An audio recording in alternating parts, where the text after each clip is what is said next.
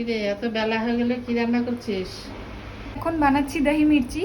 আমরা সবাই ঝাল খেতে পছন্দ করি, তাই ভাবলাম যে কাঁচা লঙ্কা দিয়ে কোনো একটা রেসিপি বানানো যাক। যারা যারা ঝাল খেতে পছন্দ করে তাদের তো এই রেসিপিটা ভালো লাগবে, আর যারা ঝাল একদমই খায় না, মানে কাঁচা লঙ্কা একদমই খায় না, তাদেরও ভালো লাগবে। তো কিভাবে বানাচ্ছি সেটা দেখাবো। প্রথমে কাঁচা লঙ্কাগুলোকে ভালো করে পরিষ্কার করে নিচ্ছি। তারপর একটা শুকনো কাপড় নিয়ে তাতে লঙ্কাগুলো হালকা মুছে নেব। এবারে লঙ্কাটাকে মাঝখান থেকে চিড়ে নিচ্ছি।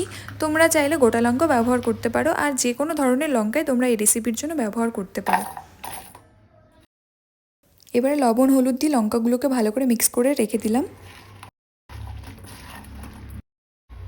এবারে শুকনো তাওয়ায় জিরে, মৌরি, সর্ষে, গোটা ধনে, গোলমরিচ সব একসাথে ভালো করে ভেজে নেব। ভাজা হয়ে গেছে, এবার এটাকে মিক্সিতে একটু গুঁড়ো করে নেব।